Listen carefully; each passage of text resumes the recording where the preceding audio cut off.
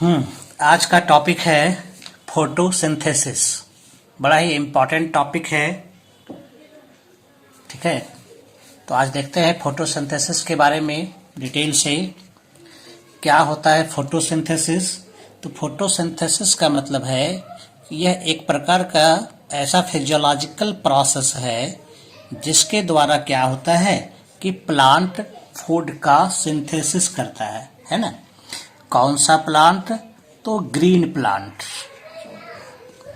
जितने भी green plants होते हैं वह क्या करता है? फूड का सिंथेसिस करता है। कौन सा फूड? तो ऑर्गेनिक फूड, है ना। कौन सा फूड? ऑर्गेनिक फूड का सिंथेसिस करता है। किसके द्वारा? तो इसमें यूज होता है वाटर का और कार्बन डाइऑक्साइड का। क्लियर है? किसका किसका यूज होता है? वाटर का होता है और CO2 का। हेल्प कौन करेगा इसमें? लाइट करेगा और क्लोरोफिल करेगा, है ना। ये है मेनली फोटोसिंथेसिस। यानी कि फोटोसिंथेसिस में क्या होता है, अगर इसका इक्वेशन अगर हम लोग देखें, है ना, तो carbon dioxide plus water molecule,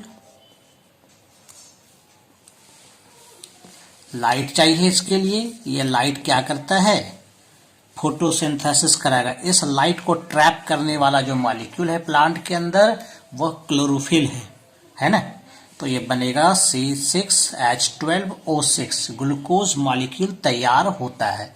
इसके अलावे प्लस ऑक्सीजन तैयार होगा और वाटर तैयार होगा, है ना। तो ये है फोटोसिंथेसिस का इक्वेशन। तो क्या होता है फोटोसिंथेसिस? अगर हम इसको यहाँ पर डिफाइन करना चाहे फोटोसिंथेसिस को, ठीक है, तो हम ये बोल सकते हैं कि फोटोसिंथेसिस क्या है?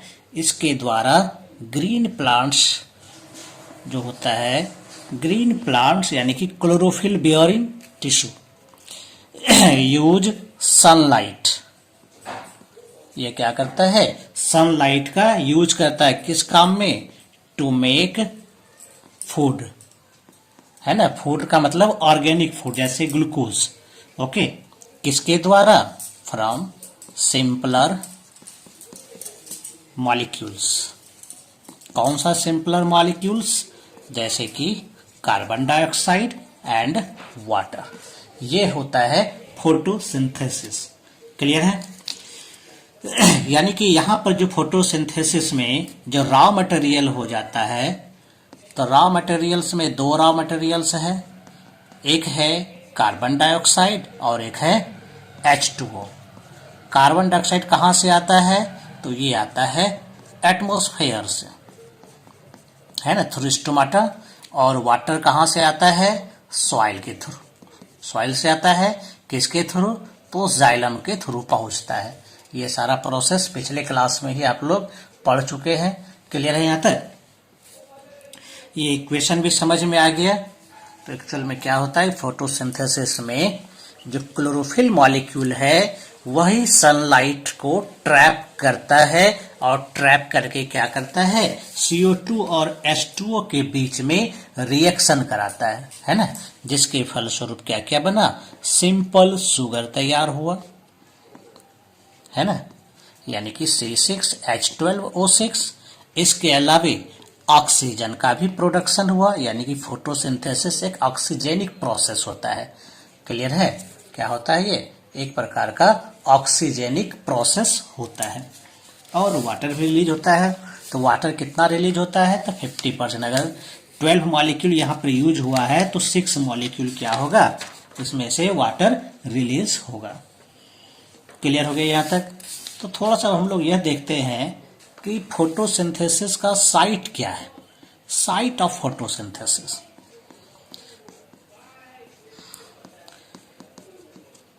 जिस तरह का एंजियोस्पर्म में फोटोसिंथेसिस होता है जिसमें कि ऑक्सीजन का प्रोडक्शन होता है, इस ऐसा फोटोसिंथेसिस साइनोबैक्टीरिया से शुरू हुआ है ना।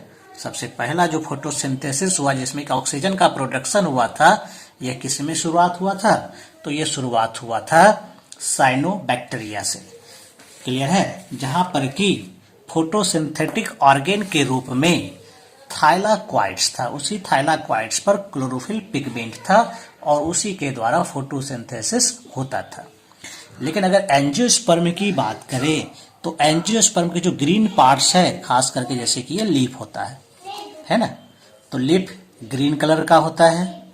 ग्रीन इसलिए होता है क्योंकि इस पर क्या है, इसमें क्लोरोफिल पाया जाता है, इसमें क्लोरोप्लास्ट पाया जाता है।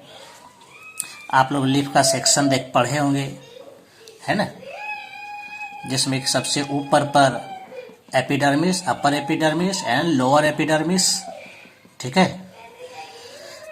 उसके बाद ये पैलिसेड टिश्यू रहता है, स्पॉन्जी पैरेन्काइमा रहता है ना। यहाँ पर वैस्कुलर बंडल होता है जिसमें कि जाइलम होता है, फ्लोएम होता है, ये सब पढ़े होंगे। तो ये जितना भी टिश्यू आप देख रहे हैं कि पैलिसेड टिश्यू देख रहे हैं, स्पॉन्जी पैरेन्काइमा देख रहे हैं, यह सब में क्या है, क्लोरोप्लास्ट मौजूद है ना। क्या मौजूद है इसके अंदर, क्लोरोप्लास्ट मौजूद है। क्लियर है। तो इसी क्लोरोप्लास्ट में फोटोसिंथेसिस होता है, ठीक है। तो हम लोग ये जानेंगे क्लोरोप्लास्ट में कहां पर कैसे फोटोसिंथेसिस होगा। तो ये बात क्लियर हो गई लीफ के बारे में। लीफ का अंदर में जाएंगे तो अंदर में जो टिश्यू है उस टिश्यू में क्या है, क्लोरोप्लास्ट मौजूद है। उस सेल में क्या है, क्लोरोप्लास्ट मौजूद है। क्लियर है यहां तक। तो आगे बढ़ते हैं हम लोग।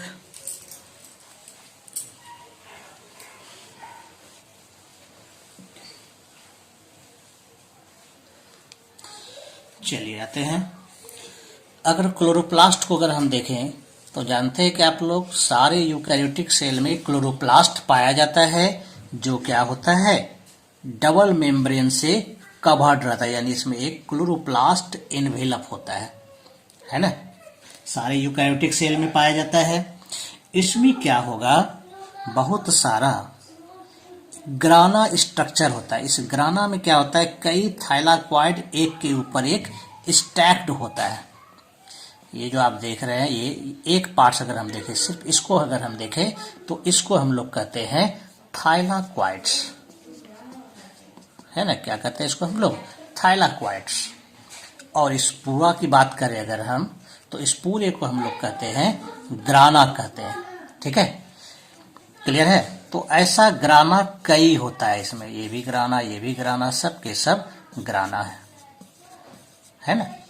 इस थाइलाक्वाइड के मेम्ब्रेन पर ही, इसका जो मेम्ब्रेन होगा इसी पर पाया जाता है क्लोरोफिल पिगमेंट, है ना। क्या पाया जाता है इस पर, क्लोरोफिल पिगमेंट इस पर पाया जाता है। ओके, यहां तक कहां पाया जाता है क्लोरोफिल, थाइलाक्वाइड के मेम्ब्रेन पर पाया जाता है। ओके, यहां तक किसी को कोई दिक्कत नहीं है। अगर हम एक लीफ पैरेन्काइमा खाली सेल ले लेंगे तो उसी में हमको लगभग 20 to 40 क्लोरोप्लास्ट मिल जाएगा, है ना। कितना मिल जाएगा, लगभग 20 to 40, सिर्फ वन सेल की अगर हम बात करें तो। और अगर, ठीक है, लीफ सरफेस का अगर हम इसका एक आइडिया ले, अगर हम सिर्फ 1 mm² का एरिया अगर लीफ का ले तो इस पर हमको जो दिख सकता है क्लोरोप्लास्ट की संख्या, वो लगभग 50,000 तक हो सकती है। कितनी हो सकती है, ये 50,000 तक हो सकती है। क्लियर है यहां तक। ये हुआ क्लोरोप्लास्ट, यानी इसका मतलब क्या हुआ, लीफ के सरफेस पर बहुत सारा क्लोरोप्लास्ट होता है। क्या होता है, लीफ के सरफेस पर बहुत सारा क्लोरोप्लास्ट पाया जाता है। ओके, यहां तक। और हर एक क्लोरोप्लास्ट के अंदर क्या होता है, ये ग्राना स्ट्रक्चर पाया जाता है जो कि कई सारे थाइलाक्वाइड का बना होता है। ये ग्राना एक दूसरे से एक लैमेली के द्वारा जुटा रहता है। इस लैमेली को हम लोग कह सकते हैं स्ट्रोमा लैमेली। इसको क्या कह सकते हैं हम लोग, स्ट्रोमा लैमेली, ठीक है। क्लियर है यहां तक। इसके अंदर जो लिक्विड है इसको हम लोग कह सकते हैं स्ट्रोमा। क्या कहेंगे इसको हम लोग, स्ट्रोमा। इसके अलावे भी इस क्लोरोप्लास्ट में अदर स्ट्रक्चर भी है, जैसे इसमें राइबोसोम भी पाया जाता है, इसमें क्लोरोप्लास्ट डीएनए भी पाया जाता है, इसी क्लोरोप्लास्ट के डीएनए होने के कारण ही इसको सेमी ऑटोनोमस सेल ऑर्गेनेल कहते हैं। क्लियर है? तो यहां पर हमको वह सबसे मतलब नहीं है, यहां पर हमको सिर्फ देखना है इसका फोटोसिंथेटिक पार्ट कौन कौन सा है। ठीक है, तो मेनली यहां पर दो पार्ट्स है इसके। कौन कौन से? एक ग्राना वाला पार्ट्स है और एक स्ट्रोमा वाला पार्ट्स है ना। इसमें क्या है, दो पार्ट्स हैं। कौन कौन से हो गए? एक हो गया ग्राना वाला पार्ट्स है ना। ग्राना किसका बना हुआ है? थाइलाक्वाइड्स का। किसका बना हुआ है ये? थाइलाक्वाइड्स का। और थाइलाक्वाइड के मेम्ब्रेन पर क्या होता है? कई सारे पिगमेंट पाए जाते हैं। ओके, यहां तक। इसी पार्ट्स में फोटोसिंथेसिस का फर्स्ट स्टेप का जो रिएक्शन है, जिसको हम लोग लाइट रिएक्शन कहते हैं, यह होता है। जबकि इसका दूसरा पार्ट जो कि स्ट्रोमा कहलाता है, जो कि कलरलेस पार्ट्स है ना। क्लोरोप्लास्ट का ये जो होता है, यह कलरलेस पार्ट है। इसके अंदर बहुत सारा एंजाइम्स मौजूद है जो कि फोटोसिंथेसिस के डार्क रिएक्शन को संपादित करेगा, है ना। तो ये सब हम लोग डिटेल से पढ़ने वाले हैं। क्लियर हो गया यहां तक? तो ये हो गया हमारा ये वाला पार्ट। ओके, यहां तक मेरे ख्याल से सबके समझ में ये आ गया है। आगे बढ़ते हैं। ठीक है, ये भी पता चल गया पिगमेंट कहां कहां से है। तो यहां पर एक चीज हम बता देते हैं कि फोटोसिंथेटिक जो पिगमेंट है, कौन कौन सा पिगमेंट, ठीक है, हम चार्ट बनाने की कोशिश करते हैं। ठीक है, एक फोटोसिंथेटिक पिगमेंट, ठीक है, ये देते हैं और ये बताने की कोशिश करते हैं इसका कलर क्या होता है ना, ताकि आपको समझ में आएगा। कौन कौन सा एक जगह कलेक्शन कर दे। जैसे कि एक होता है क्लोरोफिल ए, है ना। क्लोरोफिल ए, इसका जो कलर होता है वह होता है येलो ग्रीन का। क्या होता है ये? येलो ग्रीन कलर का होता है। याद रखना है, क्लोरोफिल ए का कलर कैसा होता है? येलो ग्रीन होता है। यह सारे ग्रीन प्लांट्स में पाया जाता है, सिर्फ और सिर्फ बैक्टीरिया में ये नहीं पाया जाता है ना। क्लोरोफिल ए क्या होता है? येलो ग्रीन कलर का है। यह कहाँ पाया जाता है? तो सारे ग्रीन प्लांट्स में मिलेगा, बस बैक्टीरिया में नहीं मिलेगा। क्लोरोफिल बी है ना, इसका कलर होता है ब्लू ग्रीन कलर का। यह सब में मिलेगा, all higher plants and green algae, बस बैक्टीरिया में नहीं मिलेगा, है ना। यह क्या होता है? ब्लू ग्रीन कलर का है। ब्लू ग्रीन एल्गी में नहीं होता, ऐसा नहीं बोलना है।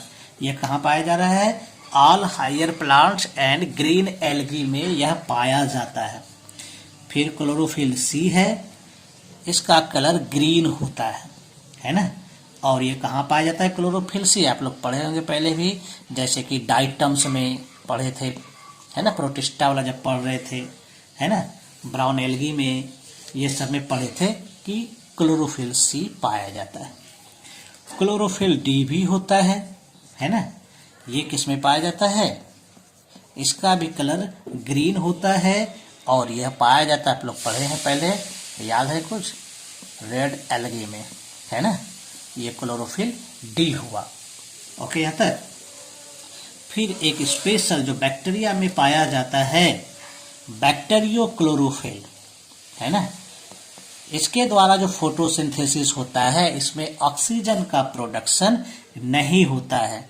इसका कलर होता है पेल ब्लू कलर का, है ना। और यह पाया जाता है किसमें? बैक्टीरिया में पाया जाता है।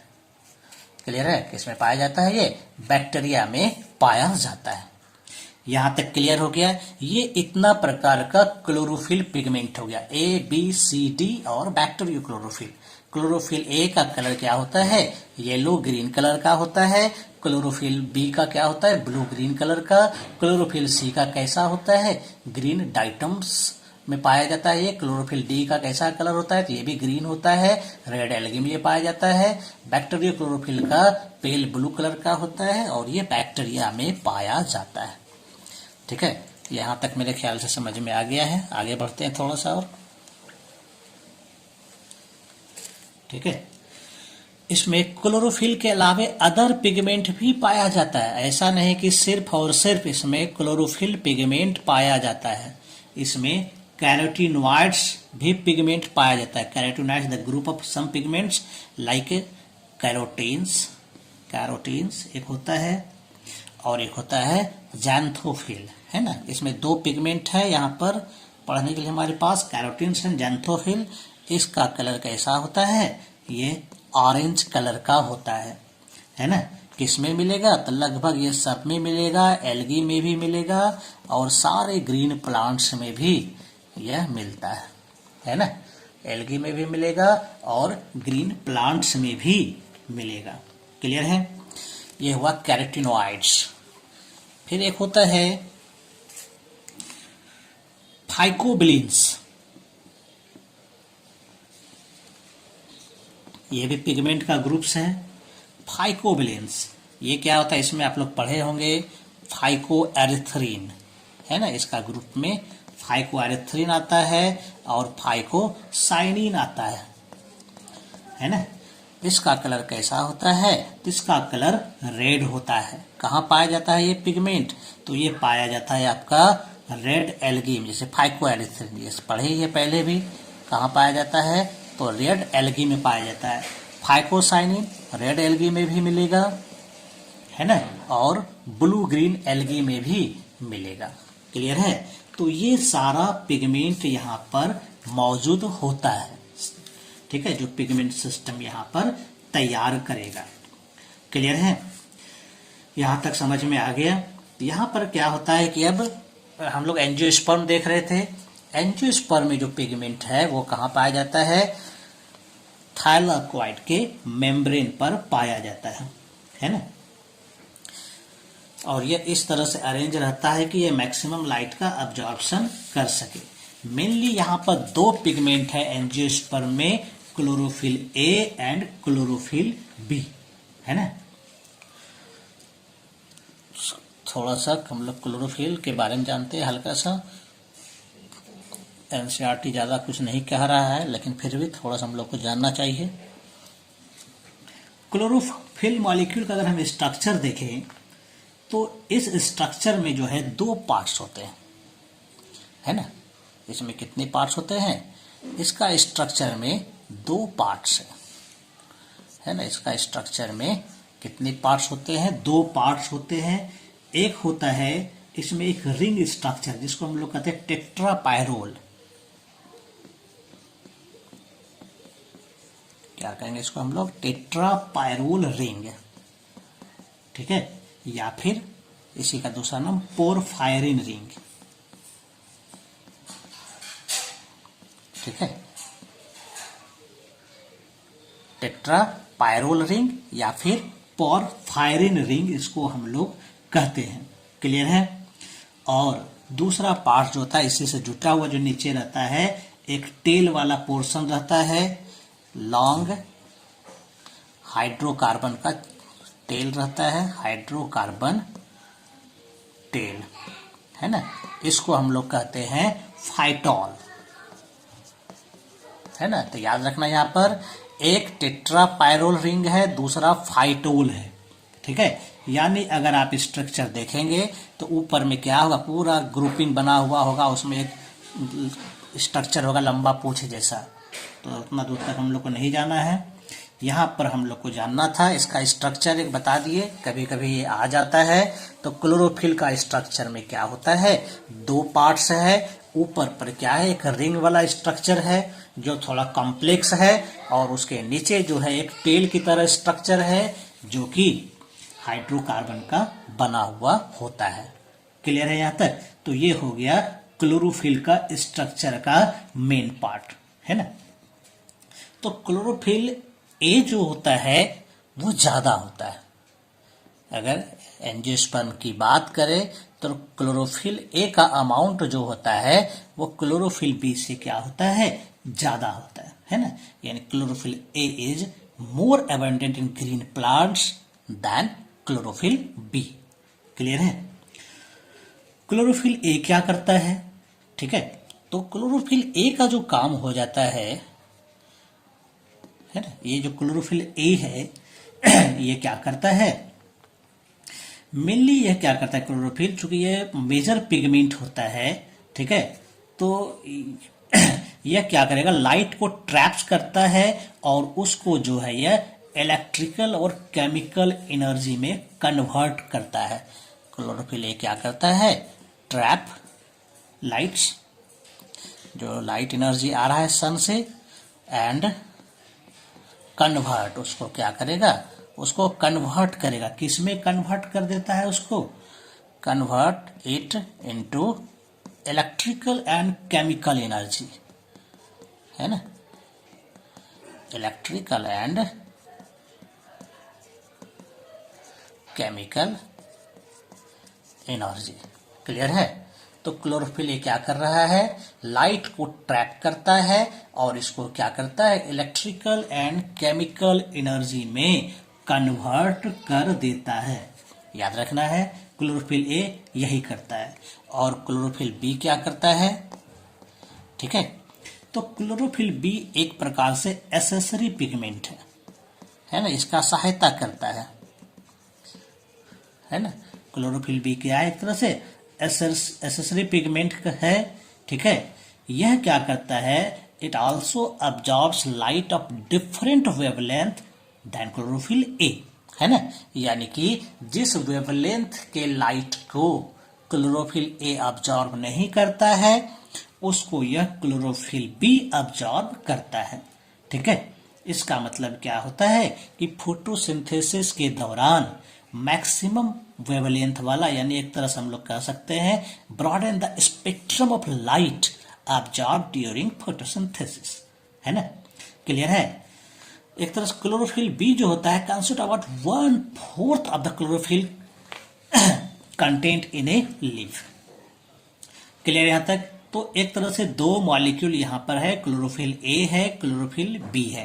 क्लोरोफिल ए जो है हेड मॉलिक्यूल एक तरह से है, और क्लोरोफिल बी जो है यह एसेसरी पिगमेंट है, यह थोड़ा बहुत इसमें सिर्फ हेल्प करता है। क्लियर है यहां तक, यह समझ में आ गया है।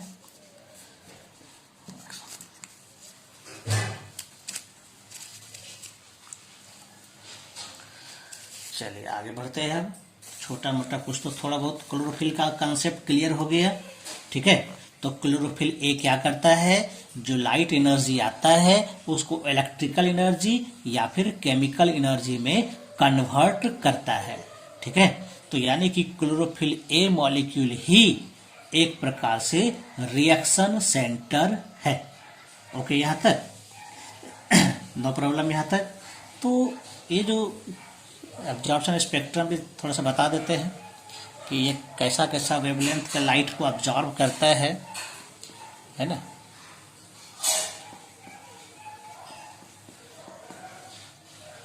जानने की इतना ज़्यादा ज़रूरत नहीं है, फिर भी क्योंकि अगर नीट का तैयारी कर रहे हैं तो उसके लिए यह काम आएगा, है ना। कई जगह ये काम आता है। ओके, तो चूंकि जितना भी वेवलेंथ का लाइट आता है तो उसमें मैक्सिमम कोशिश की जाती है कि उस वेवलेंथ वाले लाइट को अब्जॉर्ब किया जाए। तो जो भी पिगमेंट है वो अलग अलग प्रकार के वेवलेंथ वाले लाइट को अब्जॉर्ब करता है, ठीक है। यानी कि ये क्या होता है, जो पिगमेंट होगा, हर एक पिगमेंट जितना पिगमेंट है ये क्या करता है, absorbs the definite wavelength of light, है ना।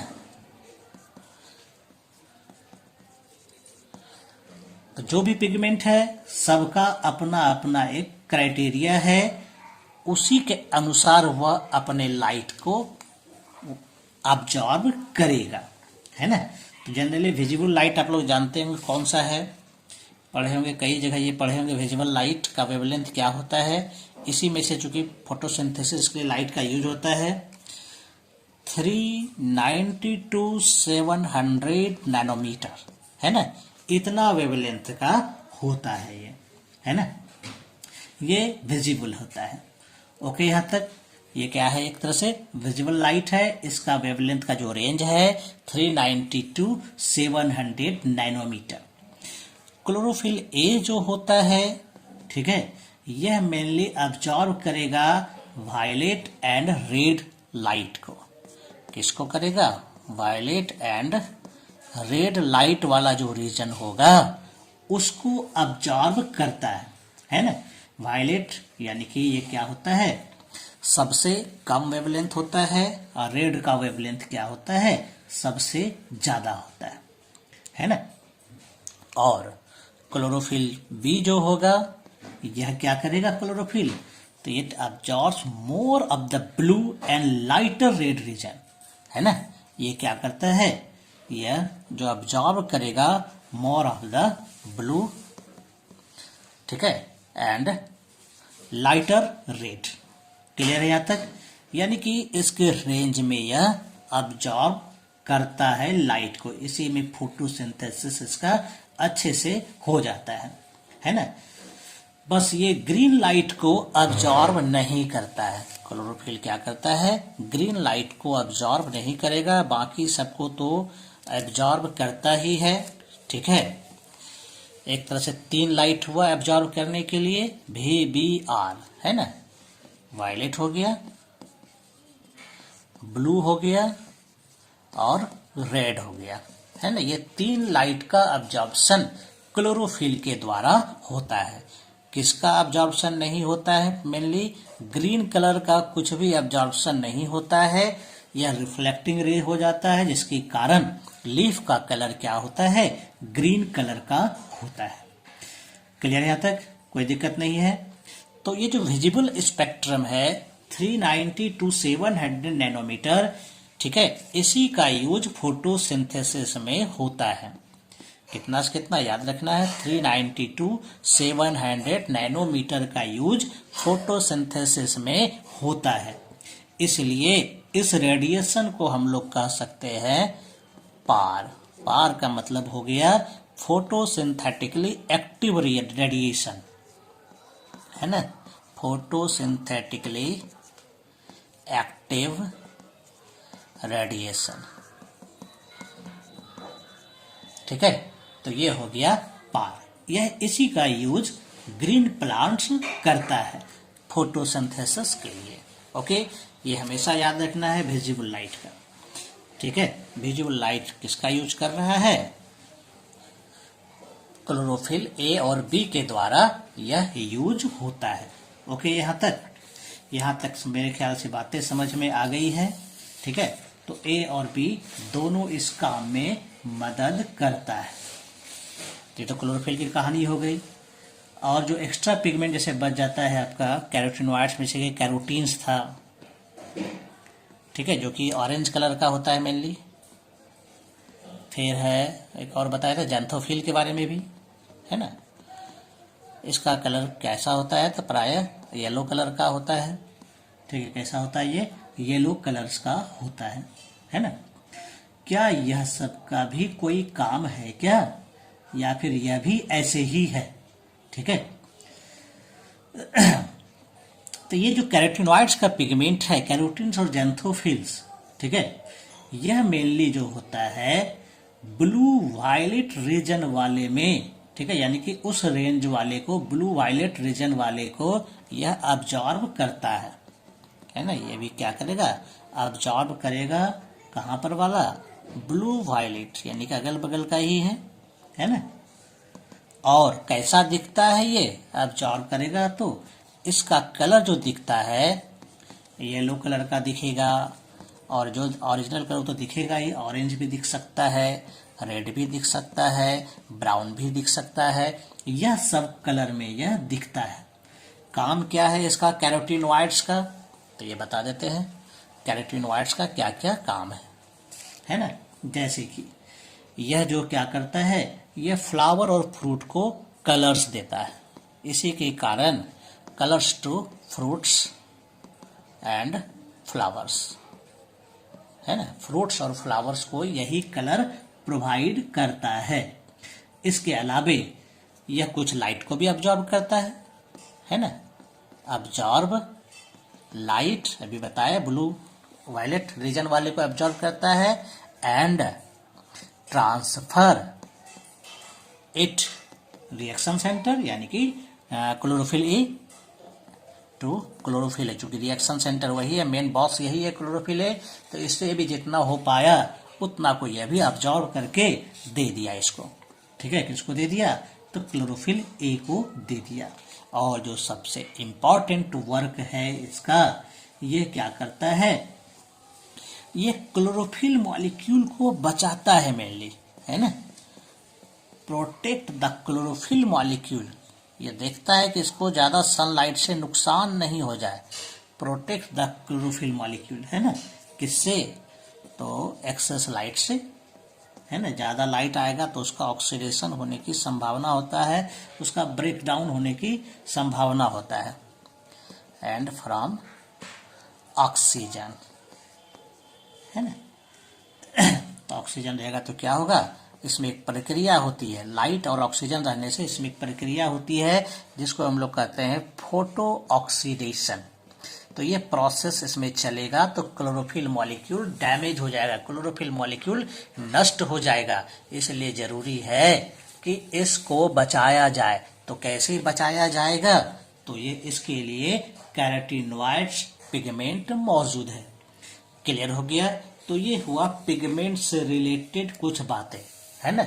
नेक्स्ट जो वीडियो होगा वो होगा मैकेनिज्म ऑफ फोटोसिंथेसिस का। तो आप लोग इसको देखिए, दोस्तों बीच में शेयर कीजिए जरूर इसको। और जो चैनल है क्लासेस बाय संतोष सर, इसको आप सब्सक्राइब कीजिए। ठीक है, अपने दोस्तों को बताइए। और अगला वीडियो हमारा फोटोसिंथेसिस का होगा नेक्स्ट डे। Thank you.